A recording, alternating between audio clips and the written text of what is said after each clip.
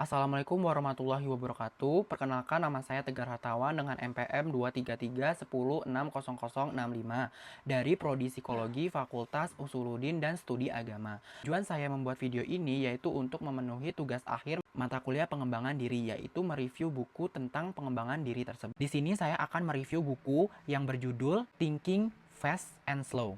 Jadi, buku yang berjudul Thinking Fast and Slow ini ditulis oleh Daniel Kahneman yang diterbitkan pada tahun 2011.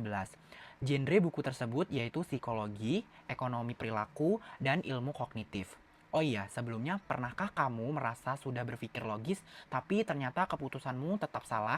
Nah, itu adalah jebakan yang dibongkar oleh Daniel Kahneman pada bukunya yang berjudul Thinking Fast and Slow. Pada buku tersebut, kamu akan dibuat ragu bukan pada dunia luar, tapi pada cara berpikir kamu sendiri. Kahneman membawa kita menjelajahi dua sistem dalam otak manusia. Sistem yang pertama yaitu cepat, otomatis, penuh intuisi, dan sering keliru. Nah, yang kedua, lambat, penuh usaha, rasional, tapi malas dipakai. Melalui ratusan eksperimen nyata, kita bisa diajak melihat betapa seringnya kita tertipu oleh asumsi sendiri. Diri melihat seseorang dalam 5 detik sampai mengambil keputusan finansial yang tidak masuk akal. Yang paling mengejutkan, kita merasa yakin padahal kita salah.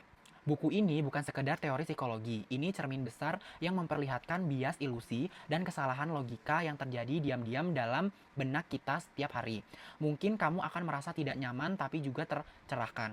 Mengapa sih buku ini menarik? Karena Thinking Fast and Slow tidak menawarkan solusi instan. Sebaliknya, ia mengajarkan kesadaran kognitif, seni mengenali kapan kamu harus berhenti, berpikir, dan bertanya, apakah aku benar-benar rasional saat ini? Buku ini memadukan sains dengan kisah-kisah kecil yang membuat kita berpikir ulang tentang kepercayaan diri, ilusi, dan keputusan yang tampak normal. Dapat beberapa relevansinya terhadap pengembangan diri. Yang pertama, yaitu meningkatkan kesadaran diri. Kahneman memperkenalkan dua sistem berpikir. Yang pertama yaitu cepat, induktif, intuitif, dan otomatif. Yang kedua, lambat, logis, dan penuh pertimbangan. Dengan memahami kapan kita sedang menggunakan sistem 1 dan 2, kita jadi lebih sadar terhadap pola pikir, reaksi emosional, dan kecenderungan mengambil keputusan secara impulsif. Ini adalah langkah awal dalam self-regulation. Kemudian yang kedua, yaitu mengurangi bias dan kesalahan berpikir. Buku ini membahas banyak bias kognitif, seperti confirmation bias, loss affirmation, overconfident. Dengan mengenali bias ini, kita bisa mengambil keputusan yang lebih rasional dan adil baik dalam kehidupan pribadi, karir, maupun relasi. Kemudian yang ketiga yaitu membangun kedisiplinan berpikir. Kahneman menunjukkan bahwa berpikir menggunakan sistem 2 memang melelahkan, tapi sangat penting saat kita dihadapkan pada situasi penting. Ini mendorong kita untuk melatih pola pikir yang reflektif, tidak reaktif. Hasilnya, kita jadi pribadi yang lebih baik, sabar, matang secara emosional. Baik, selanjutnya yaitu kelebihan dan kekurangan dari buku Thinking Fast and Slow. Kelebihannya yaitu buku ini ilmiah namun mudah dicerna. Kahneman mampu menjelaskan konsep kompleks dengan contoh konkret dari kehidupan sehari-hari.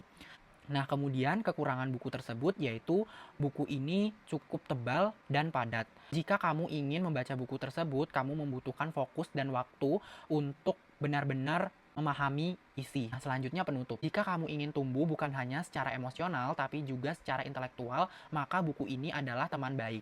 Bukan yang menyenangkan setiap saat.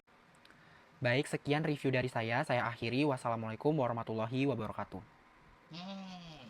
Tapi yang jujur, menantang, dan pada akhirnya membebaskan. Rating pribadi dari saya yaitu 5/5 untuk siapapun yang siap meragukan pikirannya sendiri demi menjadi lebih baik. Sekian review dari saya. Wassalamualaikum warahmatullahi wabarakatuh.